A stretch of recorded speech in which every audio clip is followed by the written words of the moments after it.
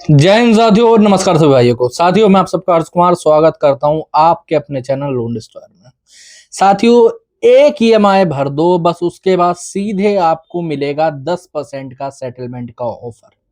जी हाँ दोस्तों, आजकल बहुत सारे हमारे रिकवरी एजेंट, ठीक है, बहुत सारे 10वीं फेल रिकवरी एजेंट, कुछ जो सब्सक्राइबर्स हैं हमारे, या फिर कुछ जो लोन डिफॉल्टर हैं नए, जिनका अभी अभी लोन डिफॉल्ट हुआ है, जो सेटलमेंट की तलाश कर रहे हैं, सेटलमेंट के लिए इधर उधर भाग रहे हैं, मतलब अ, प्रयास कर रहे हैं, उनको इस प्रकार से गलत चीज में फंसा रहे हैं। अब इसमें गलत क्या है और क्या क्या चीजें एक्चुअली में होती है, कब पैसा देना होता है और कब पैसा नहीं देना होता, इसके बारे में ही बात करेंगे पहले प्रॉपरली, ठीक है। और इन लोगों का जो गेम है ना, उसके बारे में, जो फेक सेटलमेंट है, समझ रहे हो, उससे कैसे बचना है, उससे कैसे अपने आप को बचाना है और एक रियल सेटलमेंट कैसे करी जाती है, वो आज के वीडियो में आप लोगों को पता लगेगा, ठीक है।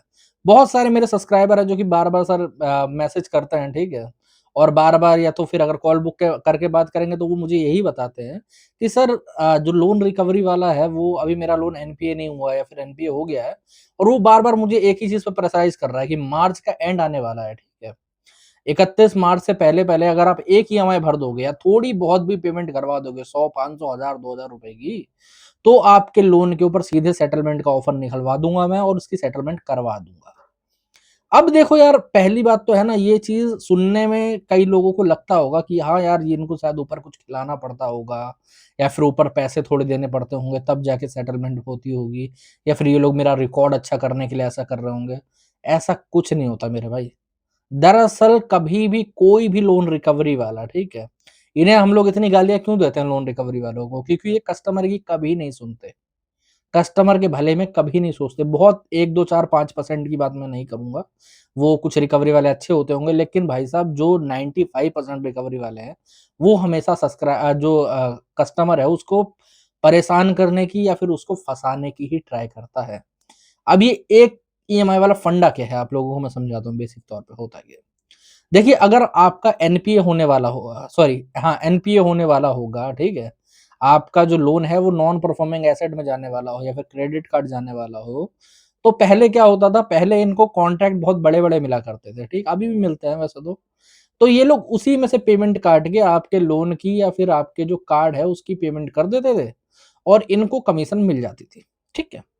अब जैसे मान लो इन्होंने 2000 रुपए की पेमेंट कर दी आपके कार्ड पे, तो इनको उसका डबल लमसम 4000 5000 रुपए कमीशन के तौर पे मिल जाता था, उसमें से 2000 कट जाती थी। बट अब क्या हो गया है, अब कमीशन बहुत ज्यादा काट दिए बैंकों ने, बहुत कम कर दिए, और कुछ कुछ केसेस के अंदर इनको कमीशन मिलती ही नहीं है, बहुत कम, मतलब जो बिना पेमेंट के इन्हें कोई कमीशन मिलने ही वाली नहीं है। तो ये लोग क्या करते हैं, जब इनके पास पैसा ही नहीं होगा तो ये पेमेंट तो कर नहीं सकते आपके कार्ड की या फिर आपके लोन की, और ऊपर से ये जो अभी 31 मार्च आने वाला, क्लोजिंग ईयर आने वाला है, तो इसका प्रेशर इनके ऊपर और भी बहुत ज्यादा है। तो ऐसे में ये लोग आपको बार बार कन्विंस करने की ट्राई करेंगे कि आप एक ही ईएमआई भर दो, फिर हम आपके लिए ये ऑफर निकलवा देंगे, ये करवा देंगे, वो करवा देंगे। अब इससे होता क्या, मैं समझाता हूँ। अगर मान लो आपने इनकी बातों में आके, ठीक है, इनके झांसे में आके आपने एक ईएमआई पे कर दी, तो होगा ये कि भाई साहब उस महीने का इनका हो गया टारगेट पूरा, और जब टारगेट पूरा हो गया है तो इनको मिल जाएगी इनकी कमीशन, ठीक है। अब दो इसके बाद चीजें होती हैं, या तो उनके पास से अगले महीने केस हट जाएगा, ठीक है, या फिर अगर उनके पास केस रहेगा, अगर केस हट गया तो तुम इनको फोन करोगे कि भाई साहब सेटलमेंट नहीं हुई यार, वो मेरे को लेटर नहीं आया, आपने बोला था, ये लोग फोन उठाना ही बंद कर देंगे आपका, ठीक है।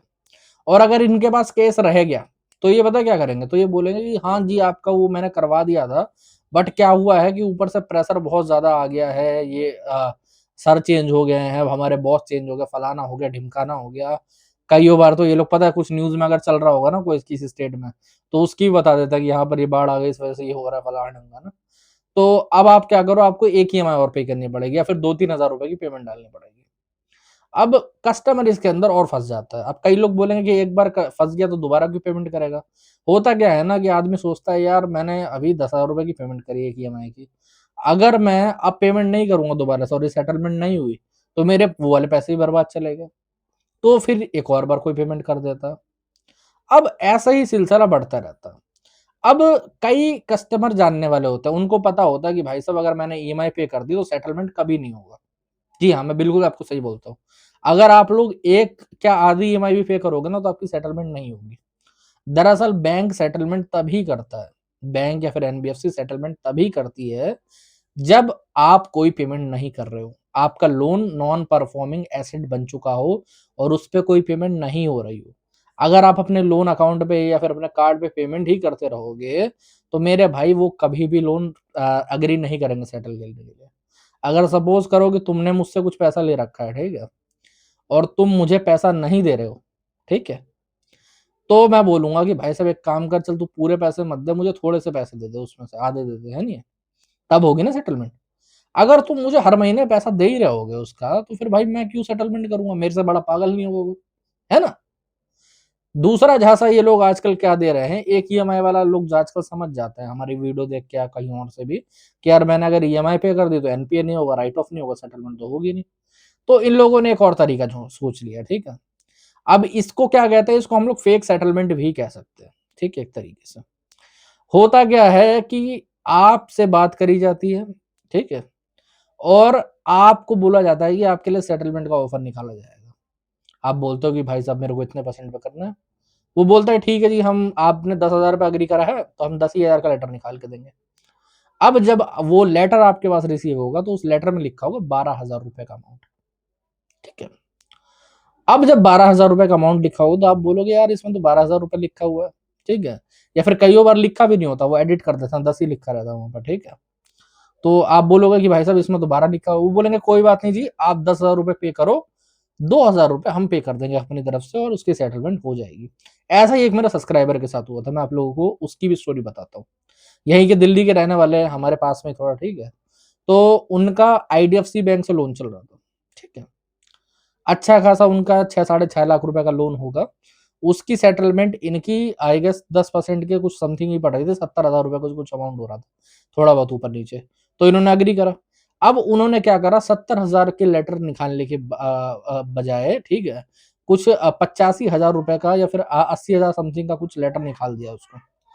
अब क्लाइंट ने बोला सीधी सी बात है कि भाई साहब इतने पैसा तो मैं पे करने वाला नहीं हूँ। तो उन्होंने बोल दिया आप बिल्कुल टेंशन फ्री हो जाओ, आप खाली 70,000 रुपए आपको पे करने हैं, बाकी के पैसे हम अपनी तरफ से पे करेंगे। और क्लाइंट भी खुश हो गया यार कि ये तो बहुत बढ़िया बात है कि ये लोग अपनी तरफ से पे कर रहे हैं एजेंसी वाले। जब उन्होंने मुझे लेटर वेरिफिकेशन के लिए भेजा ना, तो हमने पहले तो कस्टमर केयर को भेजा गया और हमने सारी चीजें उनसे पूछी कि भाई साहब ऐसा होता है क्या, ये फिर ऐसा होगा। मैं पहले तो समझ गया था कि ये पेमेंट करेंगे नहीं, ठीक है। तो वहां से कस्टमर केयर ने भी मना कर दिया कि नहीं नहीं, अगर आपको पेमेंट करनी है तो आप पूरी करोगे, उसके बाद ही आपकी सेटलमेंट वैलिड मानी जाएगी, सीधी सी बात है। तो अब जब डे आया, जिस दिन पेमेंट करनी थी, आखिरी दिन था, उस दिन रिकवरी वालों के फोन पे फोन आया जा रहा है कि सर पेमेंट कर दो, पेमेंट कर दो, पेमेंट कर दो। मैंने अपने कस्टमर को बस एक पट्टी पढ़वा दी कि भाई साहब उन पे बोल दो कि पहले सर आप डाल दो पेमेंट, जितने पैसे आपको करना है मैं अभी कर देता हूँ 1 सेकंड के अंदर। वहां से भाई साहब रिकवरी वाले की यार सर हम तो कर देंगे, हम 1 मिनट में कर देंगे, आप डालो तो, अगर आपने नहीं करा तो हमारे तो पैसे बर्बाद हो जाएंगे, फलाना ढिमकाना। एट द एंड हुआ कुछ नहीं, रात बीत गई पूरी, 12 बज गया, वो सेटलमेंट का लेटर इनवैलिड हो गया, उन्होंने कोई पेमेंट नहीं करी। और ऐसा ही होता है, कईयों के लेटर झूठे निकाले जाते हैं, ठीक है, उसमें अमाउंट गलत होता है, लोग वेरीफाई नहीं करते, ठीक है। जैसा मान लो लेटर भेज दिया व्हाट्सएप से या फिर अपनी मेल आईडी से लेटर भेज दिया उन्होंने, वो बैंक की मेल आईडी नहीं है, वहां पर आपको लग रहा है कि पूरा वैलिड लेटर है, ठीक है। या फिर कई बार रिकवरी वाले घर पे लेटर लेके आ जाते हैं कि भाई साहब ये रहा लेटर आपके हाथ में। उसको बैंक में जाओ, वेरीफाई करवाओ, सारी चीजें करो, उसके बाद पेमेंट करो, समझ रहे हो। और अगर उसमें लिखा है कि 2,002 रुपए भरने हैं तो आपको 2,002 ही रुपए भरने हैं। आप ये नहीं कह सकते कि मैं 2,000 रुपए भरूंगा, मैं 2 रुपए नहीं भरूंगा। अगर आप 2 रुपए भी नहीं भरते हो तो भी आपका सेटलमेंट लेटर इनवैलिड हो जाएगा, आपकी सेटलमेंट वैध नहीं मानी जाएगी, वॉइड हो जाएगी। क्यों हो जाएगी? क्योंकि जो सेटलमेंट का लेटर है ना मेरे भाई, वो एक तरीके से वैलिड एग्रीमेंट है। अगर आप उसमें कोई भी गलती करते हो, जैसे मान लो आप डेट के बाद पेमेंट करते हो, ठीक है, या फिर एक आधी किस्त उसमें रोक देते हो, या फिर उसमें कम अमाउंट करते हो, तो वो इनवैलिड हो जाएगा, वो सेटलमेंट मानी नहीं जाएगी, सीधी सी बात है। तो इन लोगों के झांसों में मत आओ, अपनी सेटलमेंट अपने तरीके से करो। सबसे बढ़िया सेटलमेंट का तरीका यही है कि आप बैंक को मेल लिखो, लिखित लेटर से अप्रोच करो, ठीक है। वहां पर अमाउंट वगैरह सारी चीज की डिमांड करो। अगर वहां पर कोई क्रॉसिंग होती है, वो बोलता है कि नहीं हम 50,000 में नहीं करेंगे, हम लाख में करेंगे, तो उन पे सीधे बोलो कि भाई 50 ही है मेरे पास, अब मेल पे ही आप लोग, ठीक है। तो वहां से क्या होता है, वो सारी चीजें वैलिड रहती है, लिखित में होती है आपके पास। आप कभी जाके कुछ अगर फेक आपके साथ कुछ हो भी जाता है तो भी आप अप्रोच कर सकते हो, कोई दिक्कत वाली बात नहीं, ठीक है, बैंक को। उसमें उन लोगों को मानना पड़ेगा सारी चीजें। ऐसे ही हमारे एक सब्सक्राइबर के साथ हुआ था, उनके जब वो हमसे जुड़े थे तो वो ये फेक सेटलमेंट की ही परेशानी लेके आए थे। दरअसल हुआ क्या था, एक डीएफसी बैंक, ठीक है, पूरा नाम नहीं ले रहा, उसके बैंक के एक एम्प्लॉय ने क्या करा था कि इनके घर पे लेटर लेके गया था, ठीक है, सब कुछ साइन वाइन करवाया, सब कुछ करा और पेमेंट एनईएफटी करवा दी। अब वो एनईएफटी करवाई, वो अमाउंट दरअसल क्या था कि वो अमाउंट आधा ही करवाया गया उनसे, ठीक है। लेटर में इनकरेक्शन था, बट उन्होंने क्या करा, उनमें भी दिमाग था, उन्होंने लेटर की कॉपी वगैरह सब कुछ अपने पास रख ली और उस वो जो बंदा लेके आया था उसका वीडियो वगैरह बना लिया, सारी बातचीत की रिकॉर्डिंग अपने पास रख ली। उन्होंने फिर जब कॉल करना स्टार्ट करा, जब रिकवरी वालों ने दोबारा परेशान करना स्टार्ट करा था ना दूसरी एजेंसी ने, तब इन्होंने उस रिकवरी वाले को कॉल वगैरह स्टार्ट करा। उसने उठाना बंद कर दिया, तब हमने जाके फिर एफआईआर वगैरह करवाई। एट द एंड जाके पुलिस ने जब उसको डंडा करा, रिकवरी वाले को, तो जो बाकी के बचे हुए पैसे थे, दोबारा सेटलमेंट का लेटर इशू हुआ और वो सारे पैसे उसने अपनी तरफ से ही भरे थे, जो भी लगे हों आगे चल के, ठीक है। और उनको उनकी एनओसी और एनडीसी मिल गई थी। तो आप लोग जब अपने पास प्रूफ रखोगे ना, जब अपनी सारी चीजें समझ के रखोगे, तो आपको आगे चल के कोई प्रॉब्लम नहीं आएगी, ठीक है। आपकी सेटलमेंट है, आपको समझना है, आपको देखना है, किसी रिकवरी वालों की बातों में कभी मत आओ, ठीक है। साथियों, आज के वीडियो में इतना ही। अगर वीडियो अच्छा लगा हो तो चैनल को सब्सक्राइब कर लेना। अगर और कोई दिक्कत, प्रॉब्लम, परेशानी है तो ऊपर नंबर आ रहा है, व्हाट्सएप पर मैसेज कर सकते हो, व्हाट्सएप के माध्यम से जुड़ सकते हो, ठीक है। साथियों, आज के वीडियो में इतना ही। जय हिंद।